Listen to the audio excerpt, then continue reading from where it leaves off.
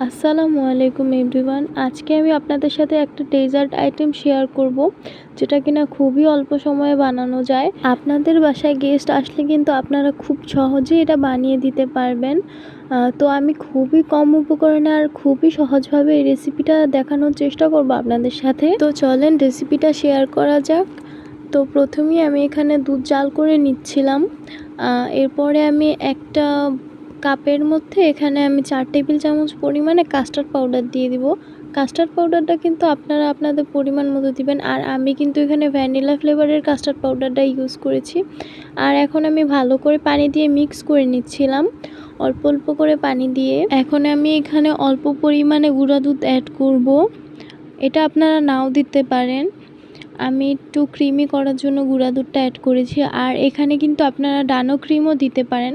আমার কাছে ডানো ক্রিমটা ছিল না, তাই আমি দিতে পারিনি। আপনারা চেষ্টা করবেন ভ্যানিলা ফ্লেভারের কাস্টার্ড পাউডার দেওয়ার, তাহলে কিন্তু ফ্লেভারটা অনেক বেশি ভালো আসে। আর এখানে আমি কনডেন্স মিল্ক দিয়ে নিচ্ছিলাম।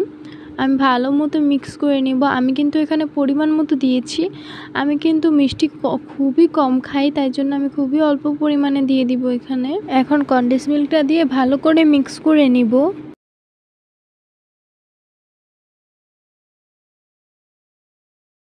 এখন আমি যে কাস্টার্ড পাউডারটা গুলিয়ে রেখেছিলাম না, ওই কাস্টার্ড পাউডারটা আমি এখন এখানে দিয়ে দিব। দেওয়ার সাথে সাথে কিন্তু এটা ঘন হয়ে এসেছে। আপনারা দেখতেই পাচ্ছেন কতটা সুন্দর হয়ে গিয়েছে। আপনারা এটা অবশ্যই আগে থাকতে গুলিয়ে রাখবেন, তাহলে কিন্তু দলা দলা পেকে যাবে না। এটা কিন্তু হয়ে গিয়েছে। এখন এটা নামিয়ে আমি একটা কড়াই বসিয়ে দিব। এরপরে আমি এখানে পরিমাণ মতো ঘি নিয়ে নিব।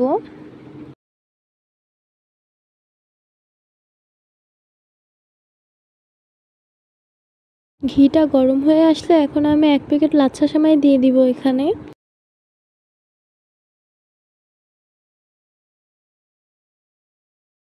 এখন আমি ভালো করে মিক্স করে নিব। এই নবাবী সেমাইটা বানানো কিন্তু খুবই সহজ। আপনারা সবাই বানাতে পারবেন চাইলেই। খুবই কম সময় লাগে বানাতে। এই সেমাইটা খেতে কিন্তু সবাই অনেক বেশি পছন্দ করবে। আপনারা আপনাদের পরিবারের সবার জন্য বানাতে পারেন। এখন আমি এখানে 1 কাপ পরিমাণে চিনি দিয়ে দিব। 1 কাপ দিইনি, আমি এখানে হাফ কাপ পরিমাণে চিনি দিয়ে নিয়েছি।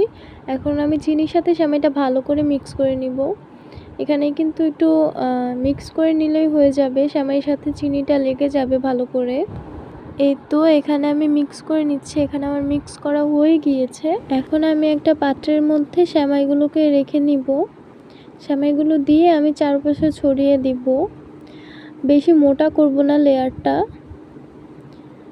আপনারা দেখতে পাচ্ছেন আমি কিভাবে করছি। আপনারা সেম প্রসেসেই করবেন। এখন আমি কাস্টার্ডটা এখানে ঢেলে দিব। কাস্টার্ডটা কিন্তু একবারে গরম থাকতে ঢালবেন না, একটু ঠান্ডা হয়ে গেলে তারপর ঢালবেন। এ তো দেখতেই পাচ্ছেন কেমন হয়েছে। আমি এখন চারপাশে ছড়িয়ে নিয়েছি।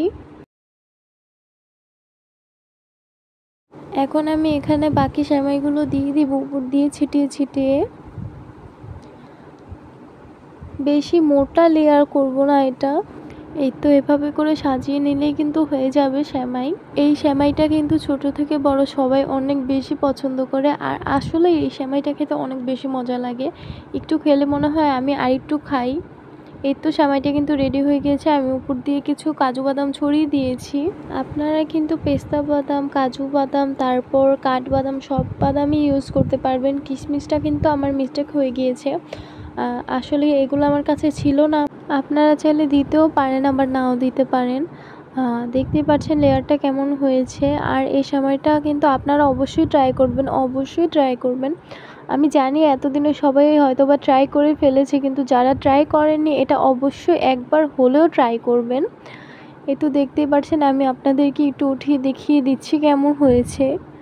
এই সেমাইটা কিন্তু অনেক বেশি পছন্দ করে সবাই। ভিডিওটি ভালো লাগলে অবশ্যই আমার চ্যানেলটিকে সাবস্ক্রাইব করে দিবেন। আল্লাহ হাফেজ।